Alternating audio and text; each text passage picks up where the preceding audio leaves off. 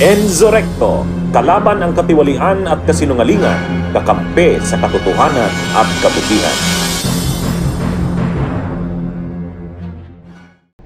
Pero wag mo akong ginaganyan. Kahit gaano ka pa kataas, wala akong pakialam sa ranggo mo. Diba? Wala akong pakialam sa ranggo mo. Kahit ano ka pa, kahit general ka pa. Kahit ikaw pa ang hepe ng PNP, kahit ikaw pa yung pinakamataas sa buong mundo, sabi ko na nga ba.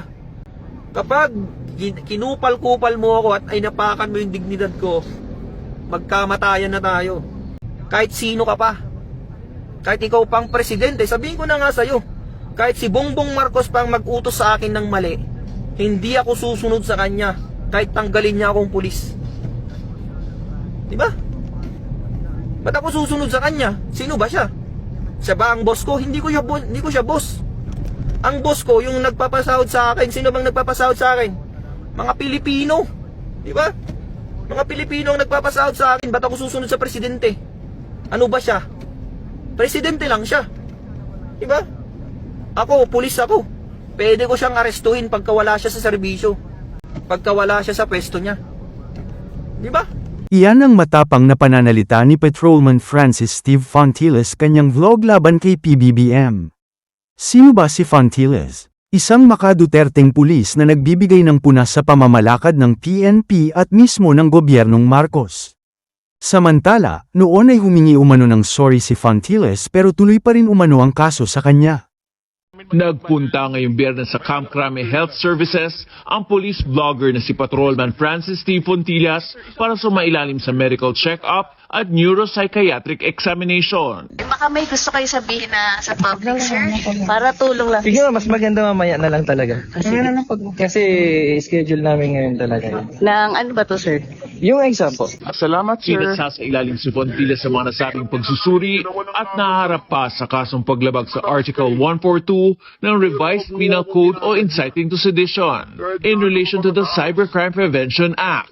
Ito'y matapos mag-viral ang kanyang vlog dahil sa hindi niya pagsang-ayon sa ginawang pag-aresto sa dating Pangulong Duterte at patuloy niyang pagtuligsa sa Pangulong Ferdinand Marcos Jr. at pamunuan ng PNP. Wala akong pakialam sa ranggo mo, kahit ano ka pa, kahit general ka pa. Humingi naman ng dispensa si Fontillas kay Quezon City Police District Acting District Director Brigadier General Melesio Buslig na mag-report ito sa kanilang tanggapan nitong Huwebes ng umaga matapos ang 2 linggong leave sa trabaho.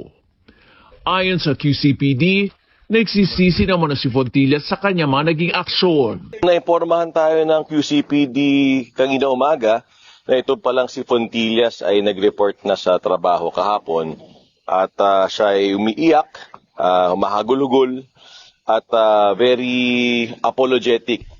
Pero ayon sa NAPOLCOM, hindi porkit nagsorry na ang pulis ay absuelto na siya sa kaso. Patuloy pa rin ang kaso laban kay Fontillas, yung kanyang admin case na grave misconduct at conduct unbecoming of a police officer ay tuloy pa rin. He might be subjected to suspension, demotion, or even dismissal from the service. Walang sorry-sorry. While we understand yung kanyang medical condition na naintindihan natin, totoo lang. However, mas malaki yung pangangailangan ng taong bayan sa isang fit at mentally stable na member ng kapulisan. Hiniling rin na NAPOLCOM na isumiti sa komisyon ang mga naunang health records ni Fontillas bilang bahagi ng kanilang investigasyon. Kailangan ho natin makita kung ano ba ang naging proseso mula nung siya ay na-recruit noong 2021. Kung paano nakalusot ang isang taong may mga red flags na pala. Isinailalim na rin sa restrictive custody si Fontillas. Matapos na may patawag noon ay hindi pa rin tumigil si Fontiles sa pagtuligsa sa gobyerno. Ako po yung pulis na suwail. Ako po yung pulis na suwail sa gobyerno at sa organisasyon. Kinasuhan na po kahapon ng QCPD itong si Patrolman na Francis Fontillas pagkatapos pong maidokumento yung mga post po niya sa kanyang social media na nagpapayan na i-overthrow po niya di umano itong gobyerno. Malapit na ang kanyang araw ng pagtutuos. Hindi makakatakas sa mga kasong administratibo at kriminal si Patrolman Francis Steve Fontiles. Ito ang mariing sinabi ni National Police Commission Vice Chairperson and Executive Officer Rafael Vicente Calinisan, matapos mag-resign sa Philippine National Police si Fontiles. Ito ay batay sa pahayag noong May 4, 2025. Isang pulis na pasaway, itong si Fontillas. Ano na po sir ang update sa kanya, attorney? Walang Diyos, di siya sumasagot. Sabi niya sa post niya, sumagot na siya. Good for him. But yung minomonitor ko yung Facebook niya, sabi niya doon, nagkakape pa daw siya. Kaya hindi pa siya nagsasubmit ng kanyang sagot. Siguro yung kanyang hindi pagsagot sa tamang panahon, sa takdang panahon. He was given 5 days to answer. At hindi naman kami para magantay sa kanya sa kung kailan siya matatapos magkape. So, yung aming disposition sa kaso niya, we will continue with it. Hindi namin para antayin pa yung kahit anong ipasa pa niya. Kung nagpasa man na siya, sabi niya nagpasa siya. However, winave na niya yung kanyang karapatan na sumagot dahil late yung kanyang sagot. So, we will base our decision on the validation report and the pieces of evidence that we have on hand. Then, from there, malalaman natin kung mananatili pa si Fontillas sa police service o matagal siya magkakape. Samantala, kumakalat na itong balita na nag-resign na sa pwesto si Fontiles pero tiniyak ng Napolcom na mahaharap pa rin sa mga kasong administratibo ang viral patrolman vlogger na si Francis Steve Fontiles kahit pa siya ay nag-resign na. Ayon kay Napolcom Vice Chairperson at Executive Officer Attorney Ralph Calinisan, walang takas si Fontilla sa kasong administratibo kahit na nagbitiw na siya sa serbisyo.